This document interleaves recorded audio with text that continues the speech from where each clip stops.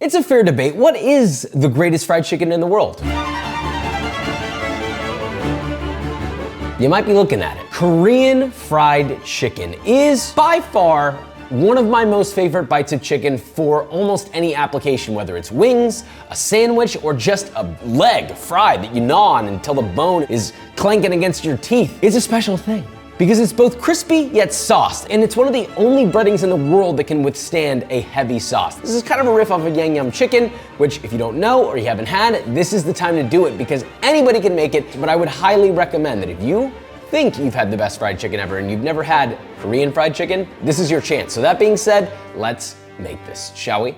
So we're gonna start by marinating our chicken. We have two versions, a classic wing and a bonus nugget version. Then we'll whip up a beautiful, perfect gochujang sauce, bread our chicken, double fry, sauce, and serve. For our sauce, small saucepan onto a flame, and we're gonna add a lot of different little fun little things in here, okay? I'm making a big batch of sauce. We're gonna put 3/4 of a cup of gochujang in here. Yes, it's a lot. It's going to be a larger batch of sauce. Then you're gonna add 6 tablespoons of rice syrup. This is more of a traditional ingredient choice. You could use just regular sugar. You could use, honestly, oftentimes I use honey as a replacement. I find that rice syrup is more traditional from a ingredient standpoint, but also just like a flavor standpoint. Is it all that different from honey?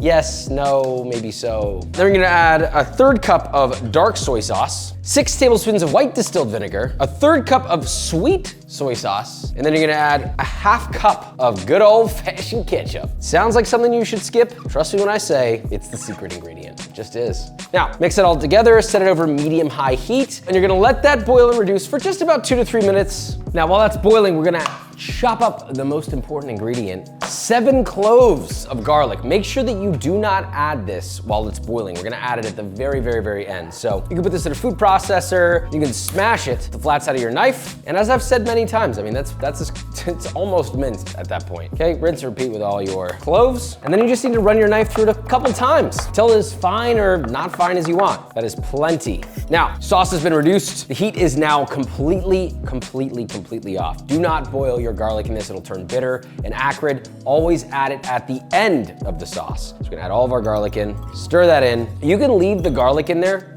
completely and just serve it as is. For this one, I would actually recommend letting it steep for about 5 to 10 minutes and then just straining the garlic out before you serve it, or let it steep until you're about to use it, then strain the garlic out through a fine mesh sieve. It's a nicer looking sauce. That's really the only reason. I have 2 options for you. We got a nugget and then we have wings, the one that everybody loves, but not split wings, whole wings with the flat and the drumette attached, as you can see here. So we're gonna essentially dry brine these. First, 2 teaspoons of salt, kosher salt, about a 1/2 teaspoon of granulated sugar, and the most important ingredient, 1 teaspoon of MSG. Yes, I like it, I love it, I want you to put it in your chicken. And then about roughly a teaspoon of fresh cracked black pepper, and then a 1-inch knob of ginger grated. Really, this is more of like a cure. Pop some gloves on, and then just massage all that into the chicken. I want it as evenly distributed as physically possible. Super important that you do this part, okay? It's not a negotiable piece. I think it makes the chicken that much better. You ever make fried chicken and then by the time it's done, you're like, it doesn't have that much flavor because you didn't add it to the physical chicken, you just added it to the breading. So by the time you get to the meat, there's just nothing. It's just bland chicken. You don't want that, right? This is gonna give your chicken the boom!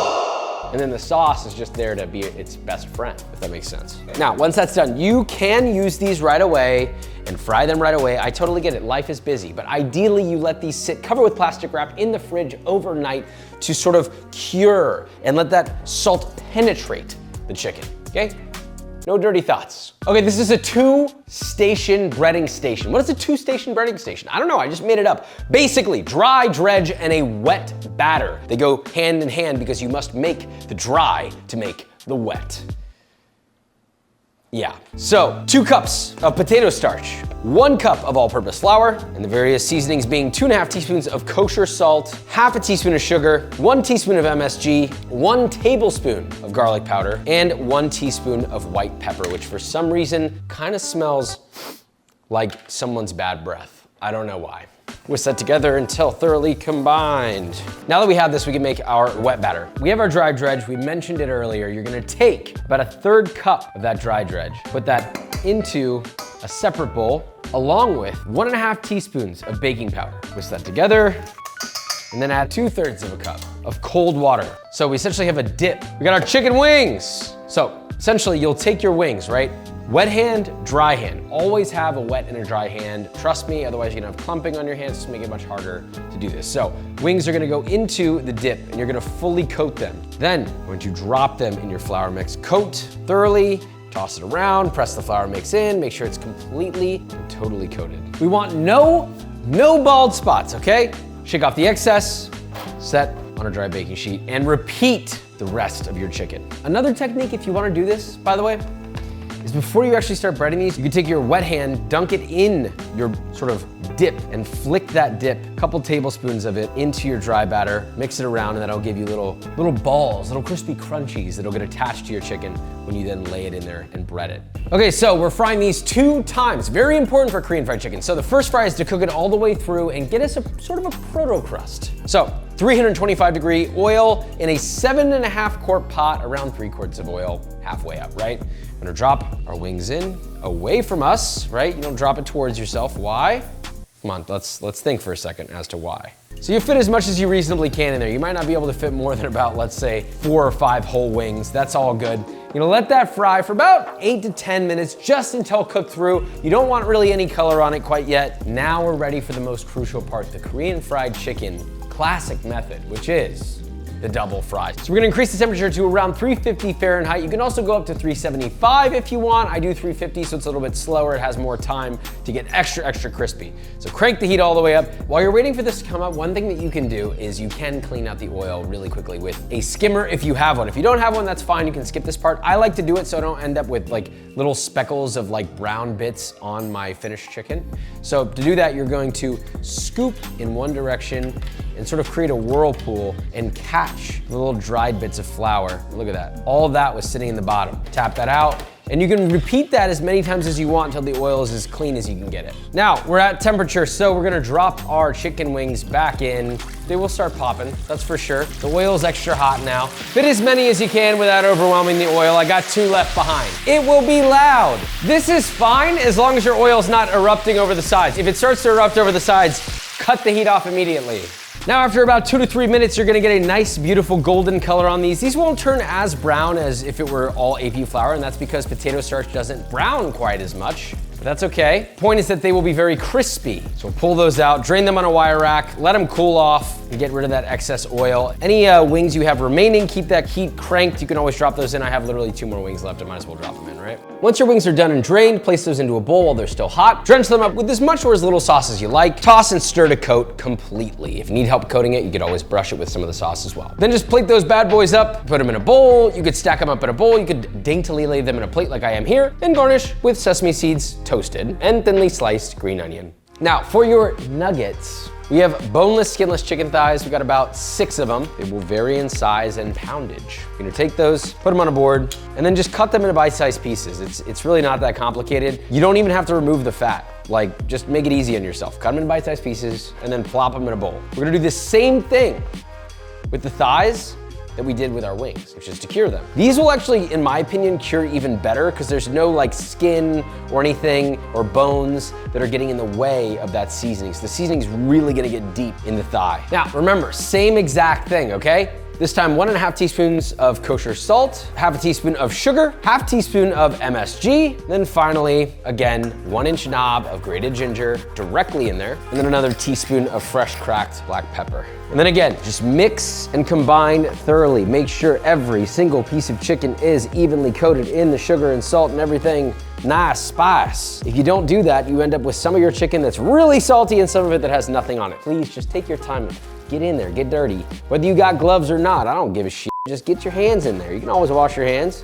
That feels nice. Okay, again, this, because there's no skin or bone, you could use this right away and honestly, it probably would be fine. But if you let it sit in the fridge for at least an hour or overnight, it'll have more time for the seasoning to penetrate it. The same exact technique will be used for the chopped chicken thighs, AKA the nuggets. You go into the wet batter, then into dry batter, and then onto a sheet tray, and then we'll fry them. Exactly like our wings. You know, till done and crispy. Then aggressively toss them in your sauce. You want total coverage. And finally, pop them into a beautiful bowl stacked nice and high, add a little green onion, and dig in. I have a bonus trick for you. What do you do with all this oil, Josh? Everybody always asks me, what do you do with the leftover oil? Do you splash it in your face, throw it down the drain? Do not put it down your drain, please, dear God. You know, for many years, what I used to do is I would pour the cooled down oil in the remaining jug of oil, in the empty jug that the oil then came out of, put it back in and threw it away, till I found a better way to do that. Look for some form of cooking oil solidifier. This one's called Fry Away. I'm not sponsored by them. You don't have to buy this brand. I don't give a f.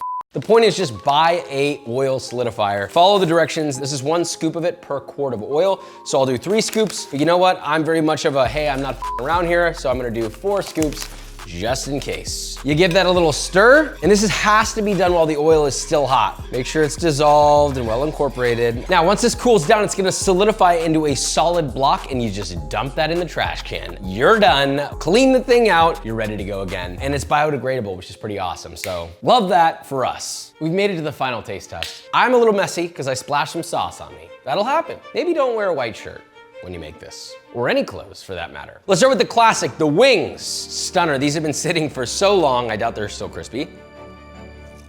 But I would be wrong. They are still crispy. That's the beauty of, god damn, those are crazy. This might be one of my best recipes of all time, if I'm being flat out. I gotta be real with you guys. If you make this recipe to spec, it will boggle your mind. I mean, from the flavor and the depth of the flavor from the chicken that's brought out in the way that it's cooked, the crispiness, the flavor of the sauce being so perfectly balanced, from salty to sweet, a little acidic, tiny tinge of spice that most people can handle. Not crazy at all in terms of the spicy department. It's like a nice warming heat. But just overall, it's like a perfect food. It's everything you want in one bite. Fatty, crunchy, chickeny, meaty, beefy, Jesus. I'm like saying things that aren't even there. It's so goddamn good. Honestly, this is a 9.5 out of 10 wing, at least. Okay, nugget though, how does that compare? Equally great in its own right. Honestly, I love the ease of making the nugget. You cut up the chicken, it fries really quickly, it's simple, it's fast. But nothing compares to the satisfaction of eating a whole wing. You got the goddamn filet mignon right here, you got the ribeye right here. It's almost like 2 cuts in one. You get to experience all that fatty deliciousness, then you have the leaner part of the drumette. It's crispy in some areas, more skin in other areas. I mean, it's just, God, perfect food! Korean fried chicken, you can make it at home 2 different ways. Love you so much, subscribe. Get the recipe in the link for, am I having a stroke? Get the recipe in the link in the description. Subscribe, love you so much.